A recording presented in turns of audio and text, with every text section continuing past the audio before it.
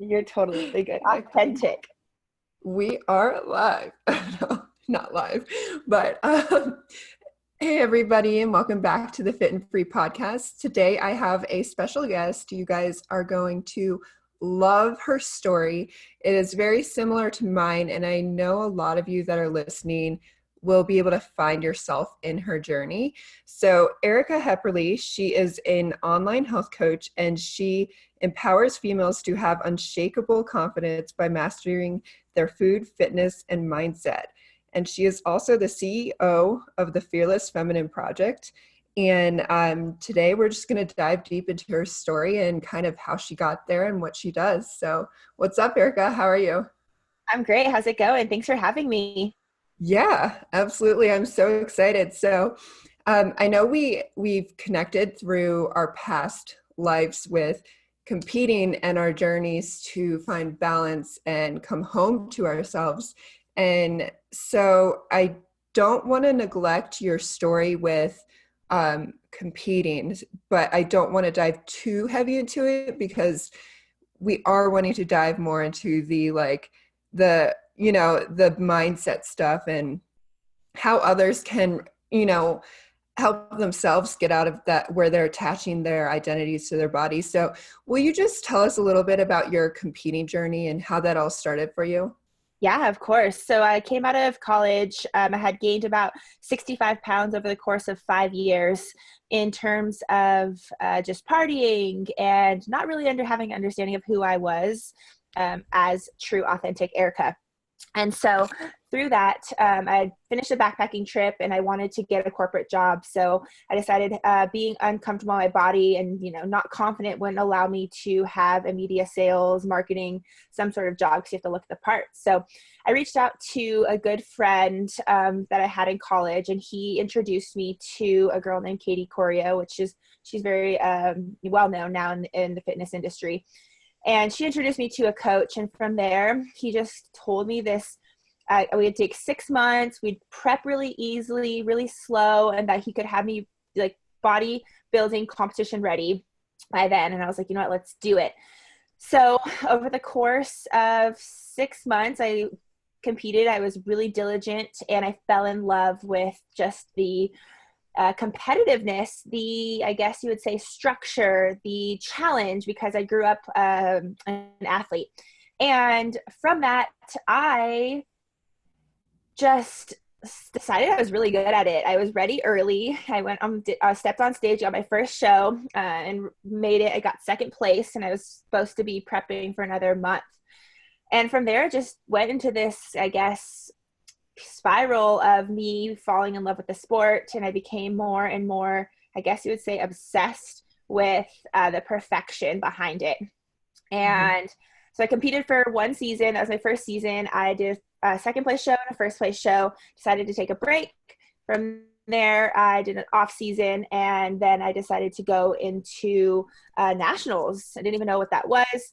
And I just started to inspire people with my story through Instagram, and everyone was just in awe of the transformation I made. And I made so many amazing friends and just such a good community in the bodybuilding world that I attached myself to that identity. Like, I came from this party animal, get drunk, end up in the drunk tank party college girl, to this like confident, structured, disciplined woman that everyone admired and looked up to. And all I would get were people talking to me in the grocery stores, wherever I'd go, was like, what do you do for your nutrition? What do you do for your fitness? And that fed my ego. That's all I knew how to talk about. And so I ended up doing 4 shows in the course of my second season. I think I was on peak week every other week. So peak week's the week prior to your show, right? And I just tore my body to the ground, and ended up ending my season with a 3rd place win at a national competition. So first or second in that competition, go pro. And I was like, I have to get my pro card. This is my identity. There's no way out. And had kind of struggled with some binge eating in my off seasons that really spiraled into just this really in and out. So my off seasons were really, really structured, and then they'd get really out of control. And then my like seasons were really structured, and I would take it to the super extreme. So that is, I guess, a little bit about my bodybuilding competition. I decided to go for another season, so my third season, and I was about 4 months into my show prep when I just couldn't take it anymore. My body was aching, my joints were aching. I remember being in the gym and I would just break down in tears in such pain because I couldn't feel my muscles activating, and I was just so hungry. And I just thought that was the only way I could live. That's how I entered the fitness industry. That's how I got my, I guess, increased my community online, and that's how I started to build myself. And so I had no idea how I was going to get out. I thought that was my life. I was stuck in this routine, this regimen, this strictness, that I was never going to be able to enjoy social gatherings. And I ended up finding out that my hormones were severely shot, like severely, where I was still doing the same nutrition, the same fitness, and I was gaining weight. Like I was like uncontrollably gaining weight. I would go on the scale every week and it was like 2 pounds, another 2 pounds. And I'm like, damn, like what is going on? And that is when I just started to dive deeper into like the way out of bodybuilding. So that's a little version. It was just like your body, like, you know, waking you up and, you know, saying like, hey, like you aren't going down the right path, you know, and you're not working with us anymore. So, you know, something's got to give. And for those of you that have never done bodybuilding or an extreme sport, I mean, mainly bodybuilding, like there is literally no way to describe how, like when your body fat levels are so low, what that does to your mental state, and just like you have no sex drive, you start losing your hair, you're losing your period, and depression it's very common because there's like less fat, you know, all around, and it impacts your brain health. Definitely. So, I had no period for 3 years in that stint of competing. Like I lost it, I think, my first 3 months into competing, and I never got it back after that. My hair was falling out. I was just snappy, and I remember just like being so like my joints were aching too, like I was saying, because I had my hormones weren't running properly. And I remember just having to I had left my corporate job and gone to become a personal trainer during this midst of my hormones, I guess, crashing, you'd say. And it was wild because I would have to, sometimes I'd have to like cancel all my clients off of my roster for the day. And that's not like me at all. Like I'm like, put everything on your roster type girl. And I had to, because I was so severely depressed. It was so hard for me to get out of bed. It was so hard for me to find energy to do anything. Like I remember it was summertime and I'd be like in a dark room, like sleeping at 1 p.m. in the afternoon because I was so depressed. And that's the reality of the situation. So many women are going through this is, even if they're not competing and they've built maybe some sort of fitness Instagram that kind of blew up, or they've just always been known as the girl who's fit, they've built that identity to that. And then when that's literally stripped away from you because your body is like, you need to calm down, it's a whole new whirlwind of learning who you are. And that's why I'm so excited for us to dive a little bit more into that with your story. So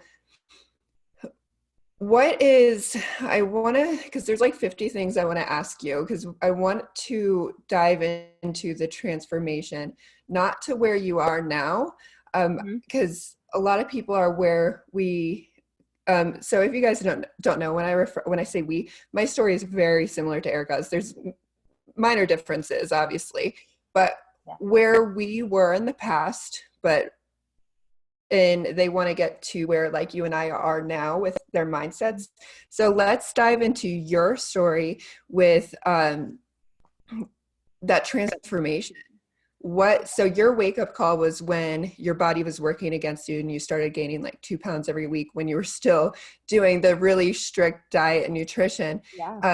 can you expand a little bit more on that? What were some of the first things you did to kind of reestablish, like, come home to yourself, you know?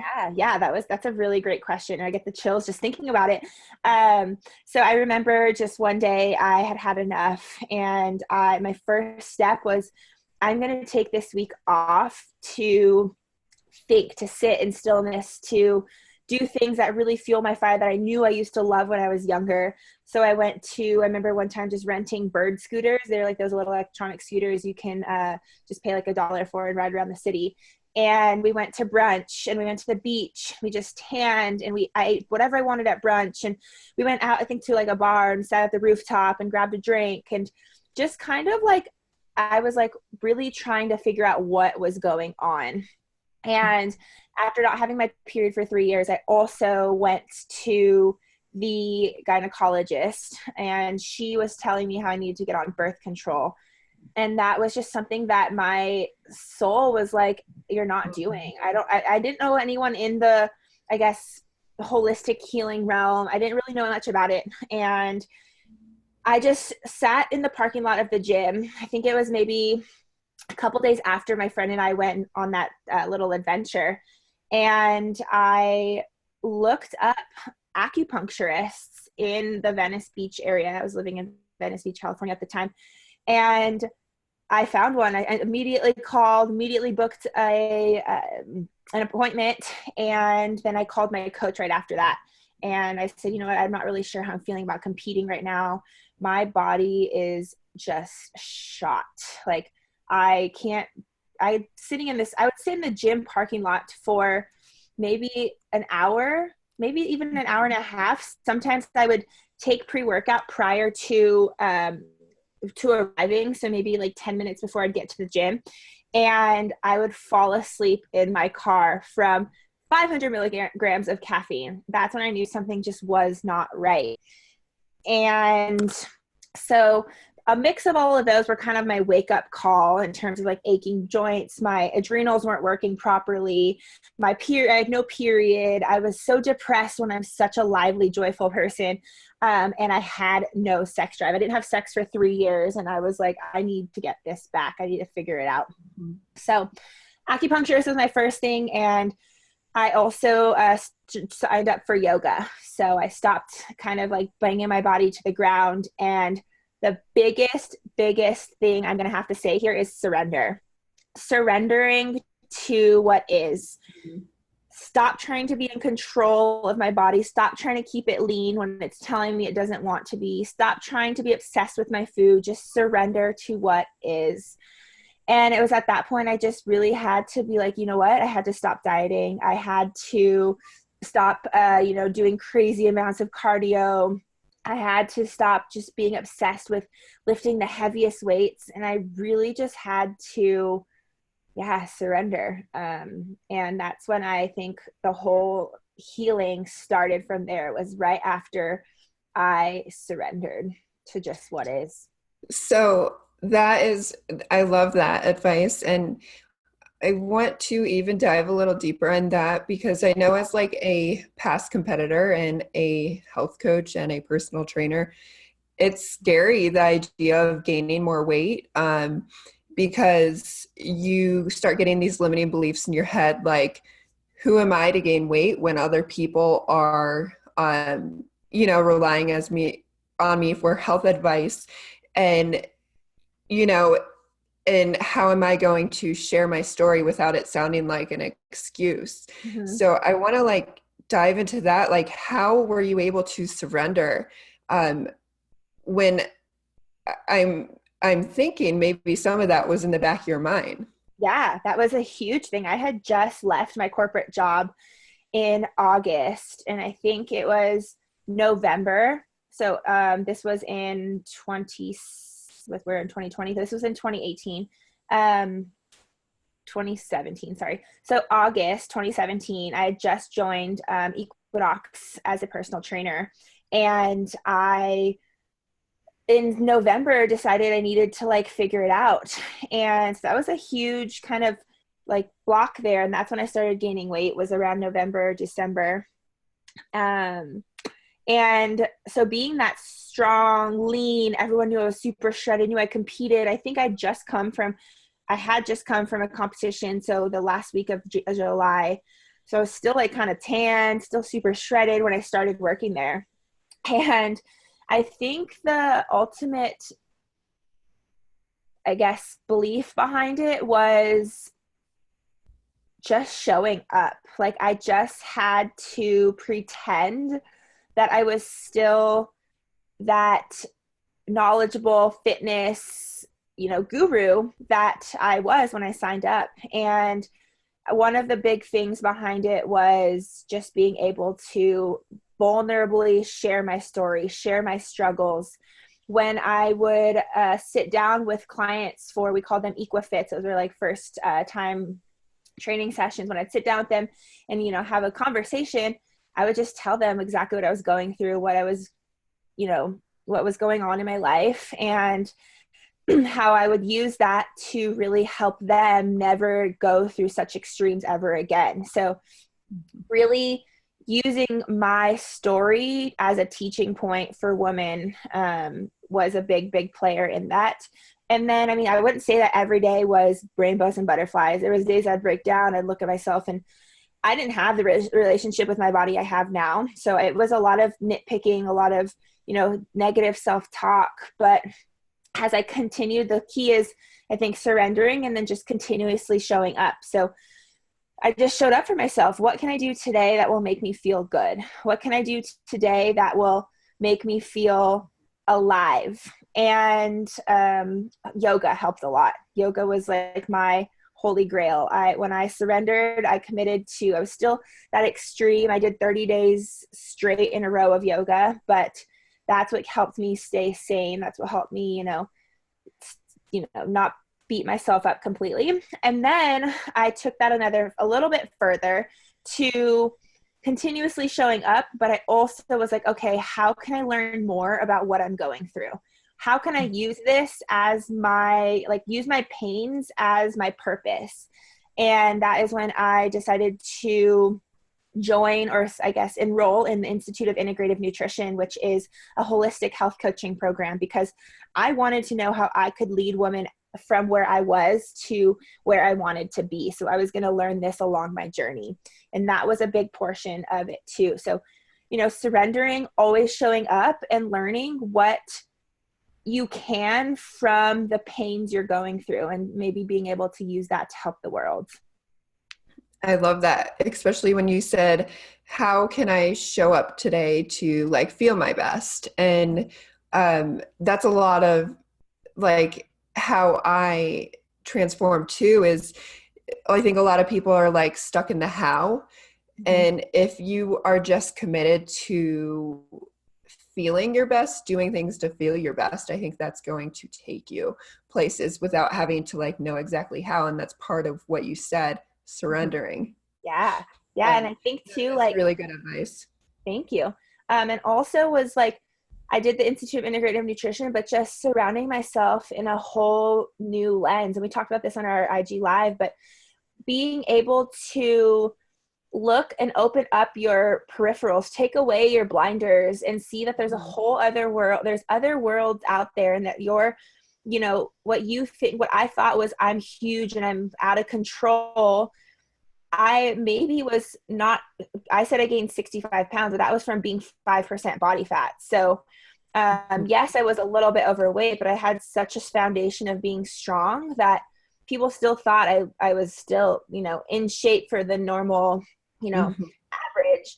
And so just being able to look at it in light of a different world helped a lot. So I started just engulfing or diving into learning spirituality, learning workshops, how do other coaches do it? How do other healers teach? And I just started to really take in everything I could. I would just look up. I had no idea about anything. I just looked up, Google search, workshops, meditation centers, breath work workshops. And I started finding these really cool locations that just helped me heal as well. So taking it as a learning experience, I think, was really important, but it was not easy. I'm not going to sit here and say I'm still 2 years later, on the back end of my healing, still trying to recover from what had happened with my hormones and my binge eating and my just attachment to my ego for worth, for validation, for external validation. And I'm still trying to peel back those layers so I can show up as like this beaming light for my clients, for everyone that I like run into, for my friends, for new people that I meet. And, you know, it's there's days, but they're few and far between now than they were when I was healing. Yeah, and it's a lifelong journey. And for those of you that don't follow Erica on Instagram yet, so let's just shout out your Instagram page right now. I'll do it later, but just in case. So what is your Instagram name? It is Erica, Erica, Hepp, _health. Okay, perfect. Yeah, so for those of you that don't follow Erica, definitely pause this podcast right now, go follow her. And she is such, like, she beams light.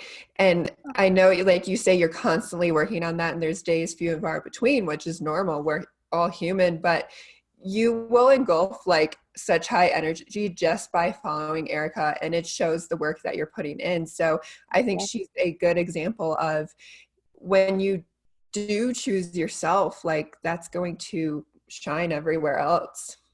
Thank you. Thank you. And as is yours. That's why I was so drawn to reach out to you, because I'm like, I need to know this girl. She has a very similar story to mine. And I just love how you show up also. So it's awesome. I love and you start attracting, I think too, as you start to become more and more authentically yourself, you start to attract people who align with who you are, and you start to create tribes. And it's just amazing to see like the work play out outside of what you do, like maybe in your morning routine or on your walks or like in your wind down nighttime routine, or just, you know, day in and day out. It's cool to see it play out in real life.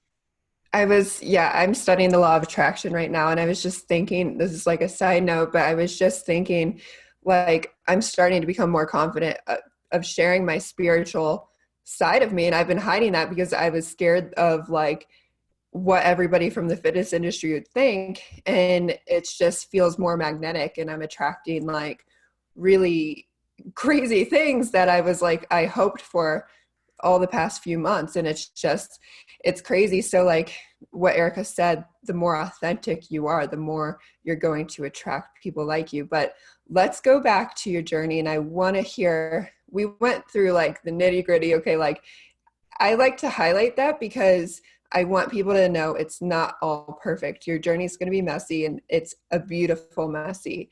Mm-hmm. And if it's not messy, then it's not really probably transforming you. So it might feel amazing like most of the time, but there are going to be days where it sucks and your ego is going to try to talk you out of it. So I want to hear about like where you are now. Where can people get if they consistently choose themselves? Yeah, no, I love that. I would say that to show it in the biggest light that you can see how I've transformed is I grew up in LA. I went to school in San Diego, so I stayed on the East Coast. I went from a corporate job to still a corporate gym. And as I continued to do the work, even in the nittiest of grittiest of times, my business flourished because I was so authentic, so vulnerable, and just used it to be to share my light. And so now I just picked up my stuff, packed my car, and took a road trip from California. It was a 16 hour road trip, but I divided it into 4 days. I stopped in Zion National Park in Utah by myself, and I went on 2 hikes. First hike was about, I guess, 3 hours. The second hike was in this crazy dry suit upstream. I'm like you have like one wooden stick and you're just going. And I did that for 5 hours by myself, no cell phone, just me in my thoughts. And it was the most profound experience I've ever experienced. Like it was this transformative. Upstream was all these dark thoughts, dark just characteristics coming out, and downstream I just felt like I had left all of that stuff at the top of the stream, and I was singing and I was dancing and I was writing poetry. Goosebumps. Oh. Like sticking straight up. I love you. You're awesome. Keep going. Keep going.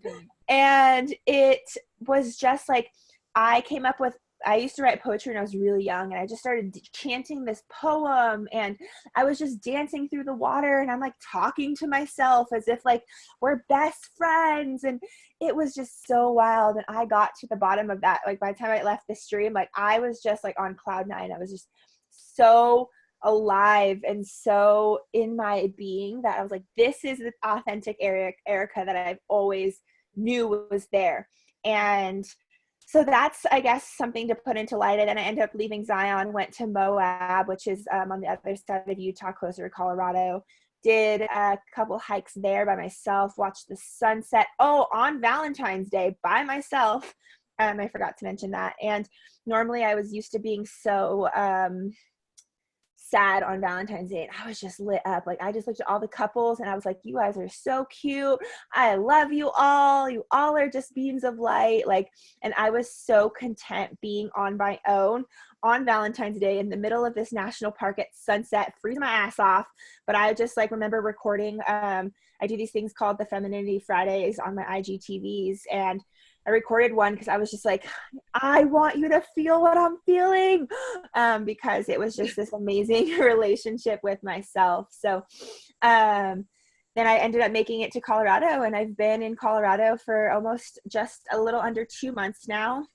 And before quarantine, so I guess I was here for maybe a month before quarantine happened, I had probably like 5 or 6 coffee dates with amazing women who have become my friends through quarantine now, including you.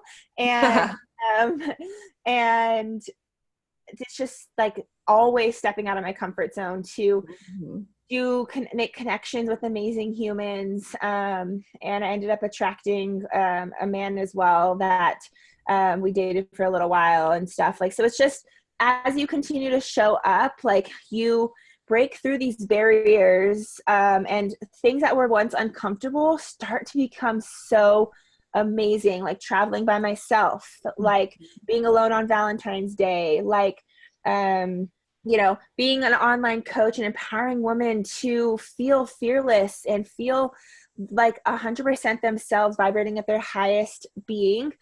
That is like truly what I feel has like been, I guess, that was a pretty good illustration of like where you can come from this place of attachment to physical body, where I could only talk about nutrition and fitness. And my whole demeanor in that time of my life in bodybuilding was like, I wouldn't answer DMs. I wouldn't really like talk to anyone because I was shit, because I could get my body like this. And I just had this like deep attachment to my ego that it did not serve me. And then I was broken down. I lost what I was attached to, my physical body, and I was forced to redevelop, or I guess get in touch with my true being. And that just like was like a really, really deep low. And ultimately, like I keep fighting. I kept treading water.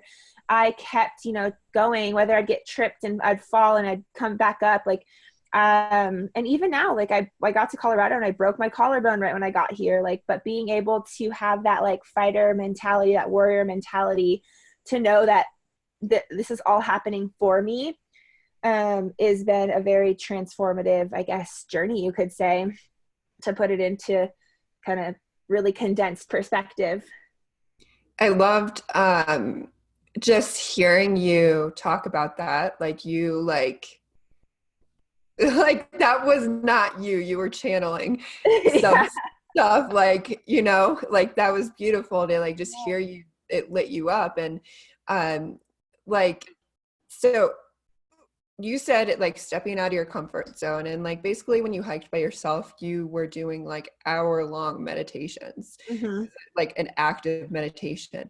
Yes. So for someone that's like very new to trying new things, and they want to experience something similar to you. Do you have like 3 easy things that are similar to reaching out to people on Instagram or going on hikes by yourself that anybody could do no matter where they live right now? What are like 3 things they can do to maybe, take them out of their comfort zone or build that relationship with themselves? Yeah, I have a lot, but we'll go with 3. I would say first one that helped me in the very, very beginning was solo walks. So no cell phone, no distractions, just solo walks or hikes wherever you are in the world. That could be a walk around your block. That could be a hike if you have mountains in your backyard, whatever that is, solo by yourself, really paying attention to your breath and paying attention to your surroundings. So what are the noises you're hearing? What are the smells you're smelling? What are the textures in the trees, the ground, the colors? Like really pay attention to that. And that will ultimately start connecting you to Mother Nature. And that's the source of all channeling, of all attachment, or all relationship building within yourself. So I would say 1 is solo walks. Number 2 is, what about someone like with like connection, someone who's maybe introverted and reaching out to someone on Instagram scares them? What would you recommend? I would say, I mean, during COVID right now, probably not, but is attending group like workshops or classes or things along those lines where maybe you're going to be seeing the same people time and time again. So for me, that was actually like before I was able to reach out to people, was just being in a yoga class where was a little bit unfamiliar because I was so in the gym scene that yoga, like I felt yoga women were different than me. So, or going to meditation workshops or just attending seminars where you have like-minded women, that would be a really great thing to develop connection. Even on now for online is joining a group coaching program, joining a mastermind, something where you can be around women who are also looking to level up, to reach ascension, to become the highest version of themselves, that self-actualization. So some sort of community where maybe you're not super vulnerable in putting yourself out there, but you can just sort of get yourself in front of like-minded women. So solo walks, that's a really good one, is then community. So finding some sort of community. And number 3 is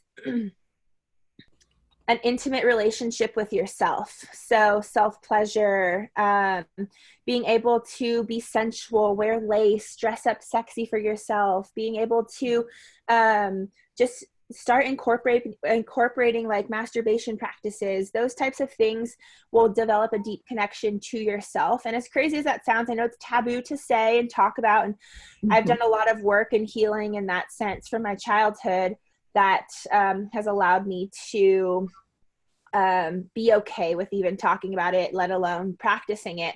But when I was going through my hormone healing journey, that's another thing. My acupuncturist, she was very like, you need, if you're not having sex with someone, because I didn't have sex for 3 years, remember, that it's you need to like get your hormones pumping through you some way, some sort of connection. So that was a really big one. And then, like I said, just dressing sexy for yourself. So rather than just coming from the shower, putting your towel on and putting your big sweats on, no matter where you are in your journey, like being able to channel that your body is like this beautiful vessel is a huge one too. And then I guess for like a super bonus, because this helps me all the time, I keep journals, working journals. And that is huge. That's helped me really come and bring things to light that like I never really knew were like my problem with, not my problem, but my blockage with intimacy and just everything, my attachment to my ego for my physical body. And I keep a written journal and a typed journal on my computer just in case, you know, I'm too tired and lazy to write, then I can just journal my thoughts. If I want to feel that physical pen, then I have that journal too. And that's helped a lot of breakthroughs, gotten a lot of darkness out. it's putting me in weird moods at times because I'm like, oh, I can't, like, and I have all these judgments around it, but ultimately, like, it just becomes this beautiful, beautiful just evolution of yourself, and you can see it play out in paper, so that way one day maybe you can write a book or something. Mm-hmm. Yeah, and so that was beautiful. And um, I do want to ask if you could say one thing to your past self in your darkest place, whether that was in the transforming or in, the height of the competing, what would you say to that girl? That's a really good question.